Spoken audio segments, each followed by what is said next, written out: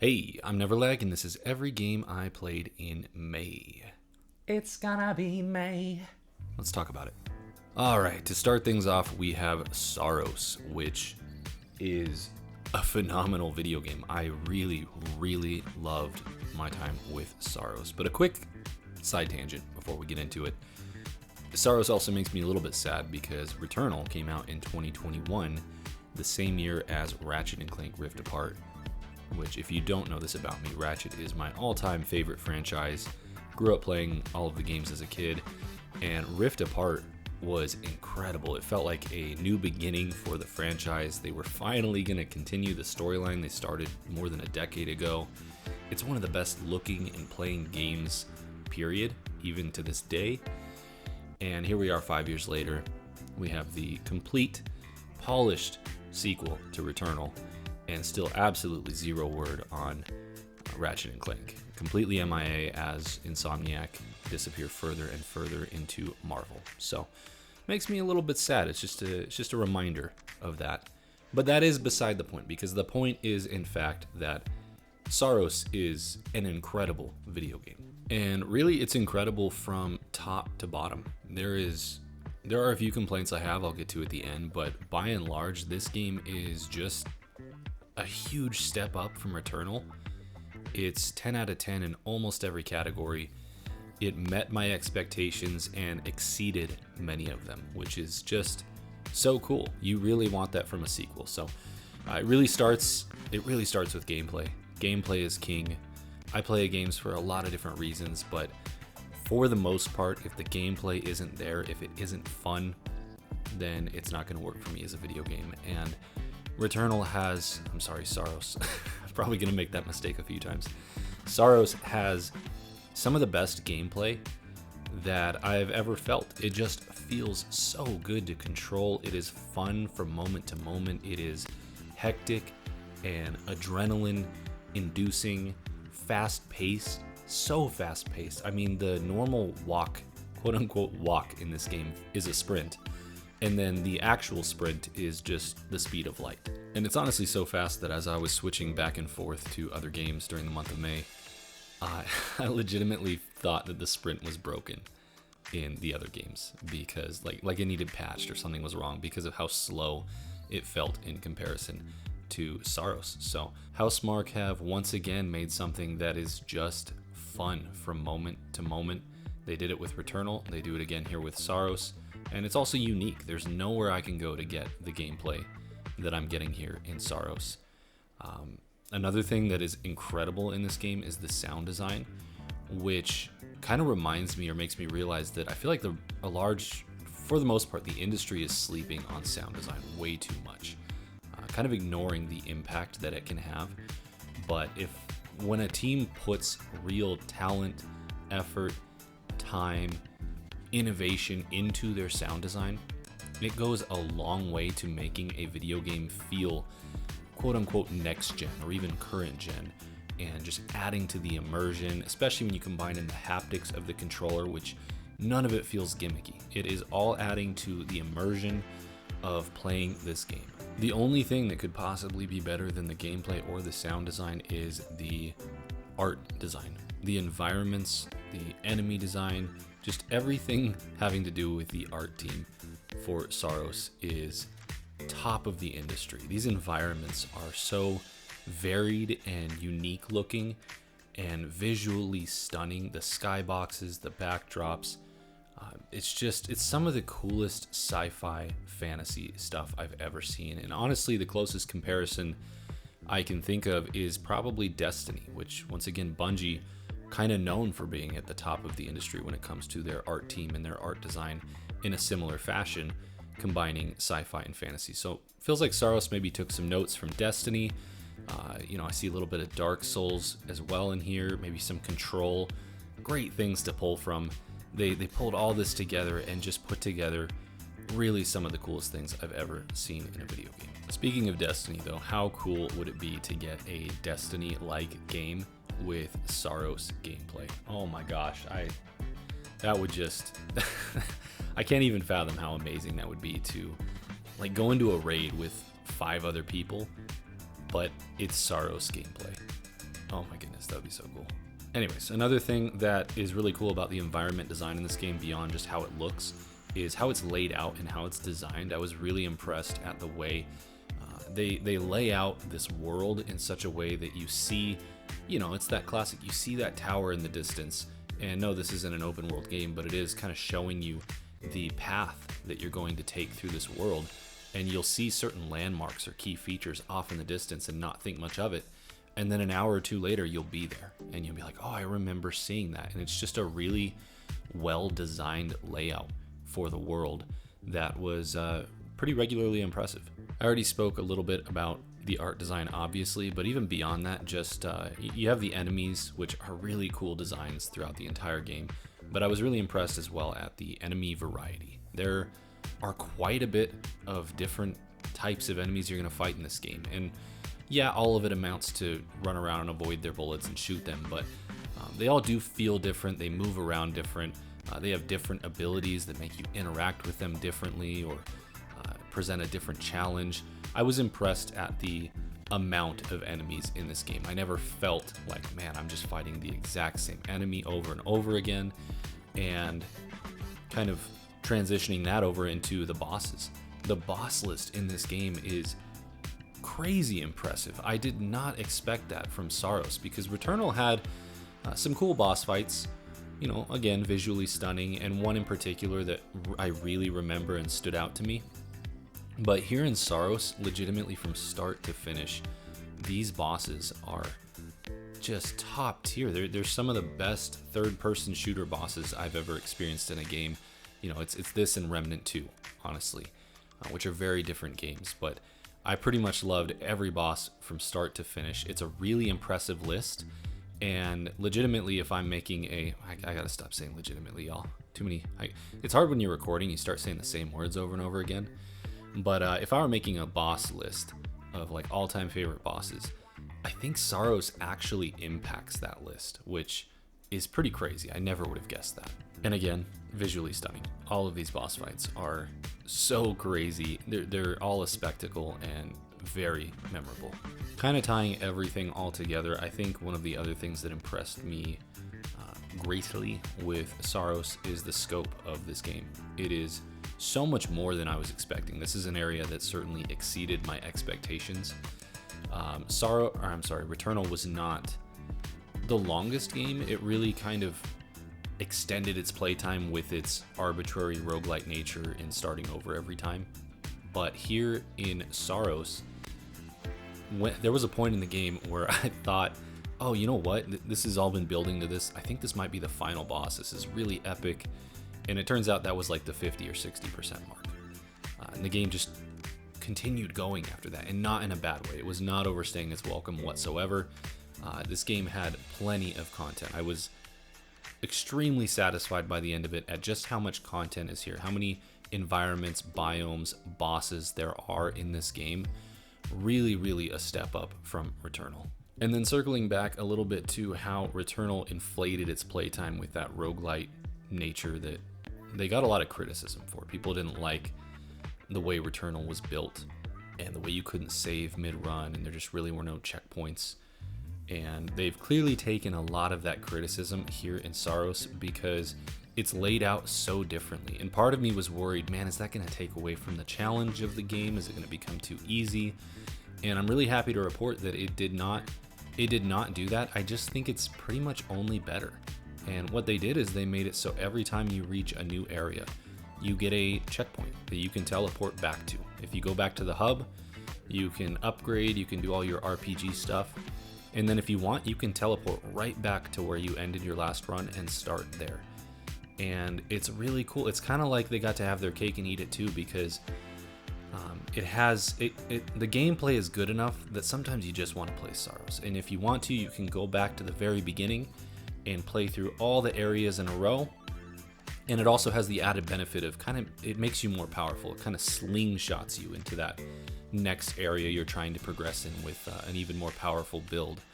Or if you want, and you're just like, I really like this new area I got to, I just want to kind of grind this area out, get more familiar with the enemies, and just play this new area, you can do that as well. And it really just gives you the option. I found myself doing both throughout my entire playthrough. Sometimes I would go back to the beginning and do a full run just because I kind of felt like it. And then other times I would just continue to restart in the biome I was trying to progress in. So I think they laid this out really well. I think it's a massive improvement over Returnal, and also kind of a cool maybe blueprint for certain games that want to be roguelite lights, you know, not a full-blown roguelite, but have lighter elements and give players the option to interact with it in a way that they want to. But it's really cool. If the roguelite elements of Returnal turned you off to the game, I will say here in Saros, you can almost play this game as if it were a single player, well, obviously it's single player, as if it were a linear shooter campaign, which is really cool.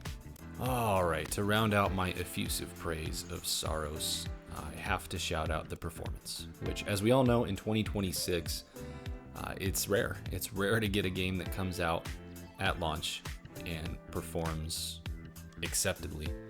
And obviously, Saros being a first-party title for Sony, it helps. They only have to develop it for the PS5.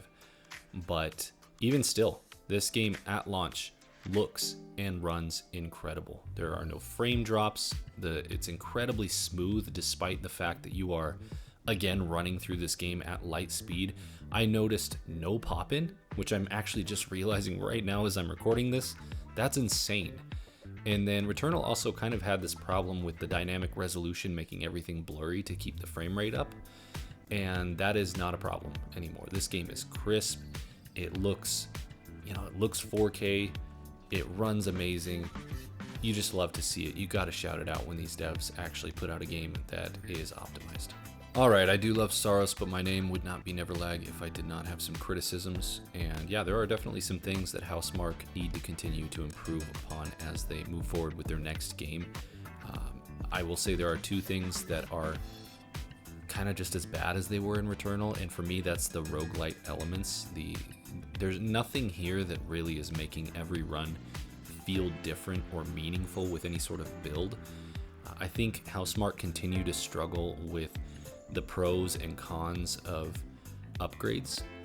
Later in the game, as you progress, you'll get artifacts that are cursed, and the whole thing about them is, you know, they have a positive effect and then they have a negative effect.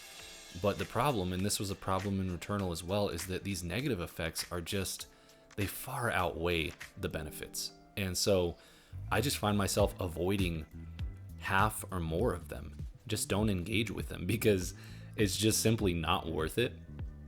And that's kind of a bummer because I think this game, as good as it is, I think it would be elevated if there actually were some good roguelite elements and every run could feel like, oh, I created this really weird busted build that had me playing a little bit different, and there just really isn't any of that. And I think Housemarque need to go back to the drawing board / take some lessons from some other games, because this game truly fails at being a roguelite.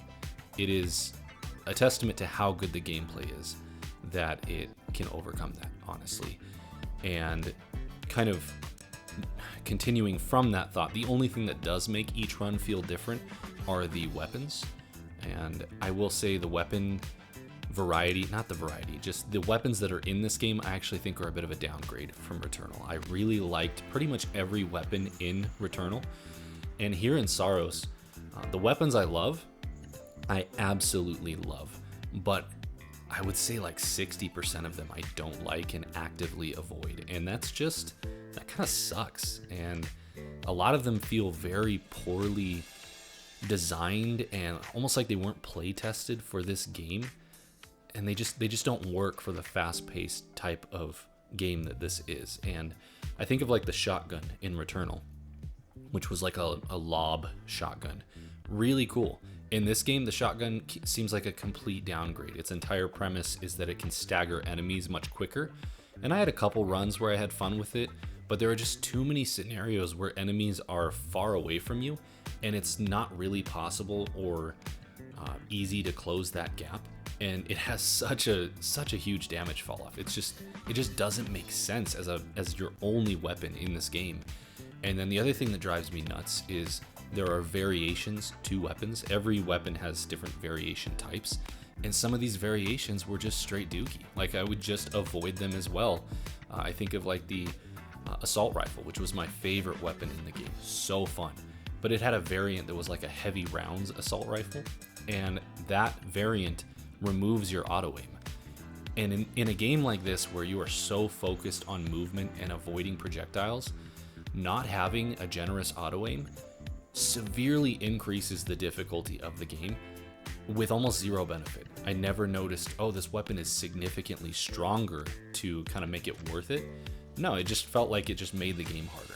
And it was the same for the hand cannon, had a variant that did that as well. So really disappointed with some of the weapon choices in this game. I really think honestly, you put Returnal's weapons in Saros, I think it's a better game.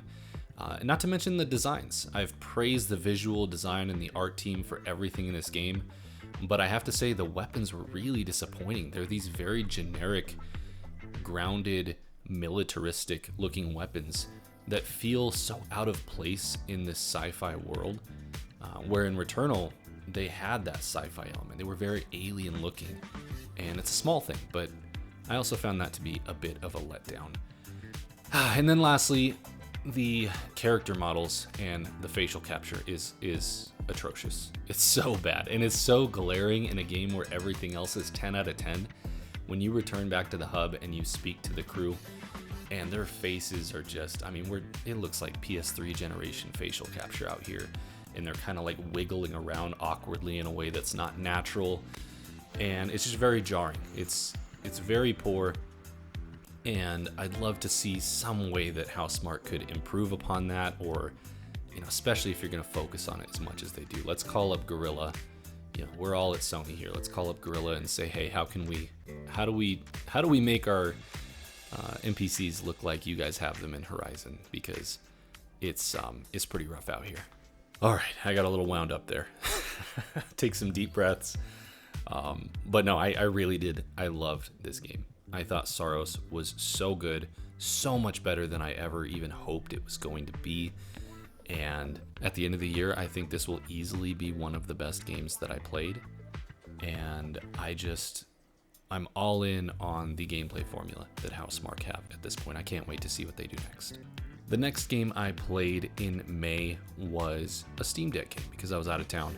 So I jumped into one of my Steam backlog games called Lost in Random: The Eternal Die. And if you're not familiar with the Lost in Random IP, it is a very Tim Burton inspired world and art style that's basically built off of dice. And everyone is basically assigned a number from 1 to 6, and the 6 are the 1%ers, and then everyone else is the 99%, and each township that is dedicated to 1 through 6 is very different feeling. But the first game was a third-person action adventure game, kind of, it was interesting combat. It was basically a mix of action real-time combat and also deck building in real time, so you can use cards to do different powers. It was kind of cool, very unique. Check it out if you haven't heard of it. This is a spin-off game essentially that is a top-down roguelite situation, more akin to Hades in the way that it plays. Really cool art style. Again, I really like the world. I think Lost in Random has a very unique, although looking like Tim Burton, inspired, I think it is a very unique art style and world and premise. And this was a lot of fun. I don't have too much to say on this because it really is just one of these games. You can kind of look at it, you know what it is. There's a couple different worlds that you go through. Every room is kind of randomized. You don't have as much choice in your progression. I will say you don't get to really choose this room or that room, but you do get to choose your upgrades as in a traditional roguelite. But the hook here, the one thing that I will say is different is you have a little dice companion, and in combat you have an ability where you can throw him, and whatever he lands on will have different effects. It will do more damage, do less damage. You can get different upgrades that change what happens when your dice lands on a 4 or a 5 or a 1 to have different effects, and that's pretty cool. And this kind of gets parlayed into even some little mini game things where you'll come into a room and there'll be a game board almost with a a guy standing there and be like, step up to play, and you'll throw your dice and the piece will move how many spots you rolled, and depending on what you land on, you'll get certain benefits. And if you make it to the end without getting any rewards, well, then it sucks to be you. Or maybe you make it to the end and you got a ton of rewards because you got good rolls. So it's just it's all very thematic in that way. And then the other thing that's really cool, or at least is very interesting, is that the upgrade decisions in this game are very unique in that you are selecting upgrades with effects that make you more powerful, but every upgrade has a specific color slotted to it, and you are putting your upgrades on almost like a tic-tac-toe grid. And every time you put 3 colors in a row, diagonally or vertically or horizontally, it will give you a boost to your damage in some way. If you put 3 red squares in a row, you'll get plus 10 attack damage. And so you're kind of playing this meta game as you're choosing your upgrades, where you're kind of trying to weigh, do I want this upgrade more, or do I need this color to complete this 3 in a row? And I don't know, it's interesting. I liked it. I thought it was a new take, and I had fun with this game. That's really about it. It plays well. It runs well on the Steam Deck. By the time I reached the final boss and beat the final boss for the first time, I kind of was done, because I've played enough of these at this point where I'm like, I don't really want or need to stick around for, all that happens after you beat the final boss in these games, which is kind of when they get started. But if you like these games, if you're looking for something, with a little bit of a different visual flair or theme to it, this is a well-made game, and I enjoyed my time with it. The third and final game that I played in May was Mixtape. And Mixtape is an interesting one to dissect, because I often struggle with games that are not gameplay forward. For me, this is an interactive medium. If you can't bring something additive to the experience through gameplay, then go be something else. Go be a TV show. Go be a movie. So I was apprehensive about Mixtape and whether or not it would work for me personally, since I know that about myself. But I will say, in the first hour or two, I actually was bored. I had that moment, or that tipping point, where I thought to myself, do I finish this game, or do I stop here? And I knew that it was 4 or 5 hours long. And so because of that, I decided to push through. I was like, let's just see this thing through to the end, see how we feel then. And I'm so glad that I did, because somehow in just the course of 4 or 5 hours, this game went from boring to endearing. It endeared itself to me. The characters as well. The main character I found a little bit obnoxious at first, went from obnoxious to endearing. The entire friend group. I love this crew. Van Slater is one of the dopest dudes ever. Like, I want to be Van Slater's friend. He's so cool, so chill. The writing here is really well done. They have really balanced the stupid teenage angst with some more deep, profound, meaningful moments and lines of dialogue that really hit and just really made me go, man, that makes you think, that makes you feel something. And that's what this game needed to do. But even beyond that, I extremely resonate with the theming of music here, the importance of music, that music is integral to being human and enhances and amplifies anything. Any memory, any moment can be exponentially amplified through the use of music. And not only that, but the skill of appreciating music to that extent and being able to curate music and select what music to play for certain moments or memories. I 100% resonate with all of that. And that's in spite of the fact that I didn't know any of these songs in this game. I have no personal connection to any of them. In fact, I think if this game had featured like Blink-182 and Weezer, and was there a Weezer song in this? I don't think there was a Weezer song in this game. I'm going to sound really dumb if there was, but if this game had Blink-182, Weezer, Fall Out Boy, Sugar Ray, I would have lost my crap. Like, this would probably be my favorite game of all time. But even without that, this game really felt meaningful and really showcased the impact music can have. It reminded me also of one of my favorite movies, 500 Days of Summer, and just the weird, esoteric, eccentric way that it's delivered through the main character, kind of breaking the fourth wall, staring at the screen, narrating to you, saying, all right, this is this song from this artist from 19 whatever, and it's gonna play during this moment. And it's just so weird, but by the end of it, I developed an affinity for it. I guess I don't know how else to put it. It really works, and I just really vibed with it.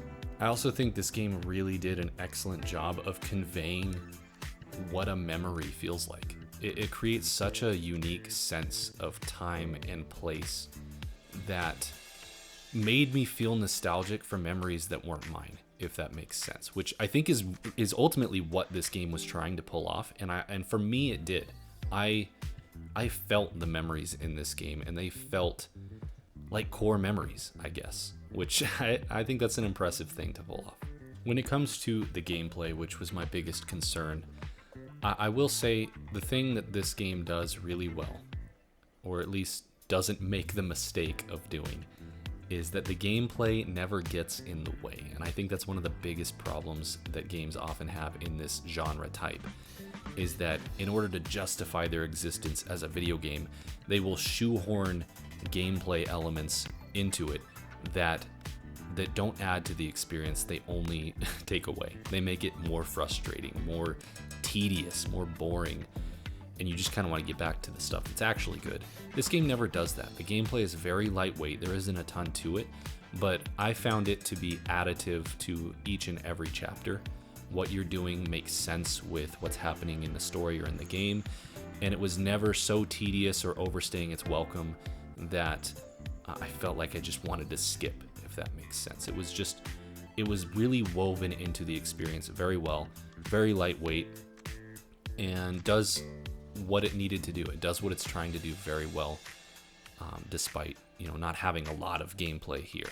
So yeah, I think ultimately that is what allowed this game to work for me. It wasn't getting in its own way, it didn't overstay its welcome, and it managed to convey a sense of nostalgia and memory, and kind of like you're playing through the good old days, if that makes sense. So if this game can do that for you, you're probably going to love it. If you're not in the right headspace, or I just feel like this game is probably going to be very hit or miss depending on who you are or what point in your life you're at, how old you are. There's a lot of elements here, a lot of variables that I think can make this game not hit for you. But I'm really glad that it did work for me, and I think that Mixtape is a game that is going to stay with me. All right, that was May. That was every game I played in May. I'm apparently incapable of doing this in less than 30 minutes because I only played 3 freaking games in May and we're still here at the 30-minute mark. Oh, I keep trying to cut these things down and be more concise, and I just can't do it. I just can't do it. Anyways, I'll see you guys next month, probably.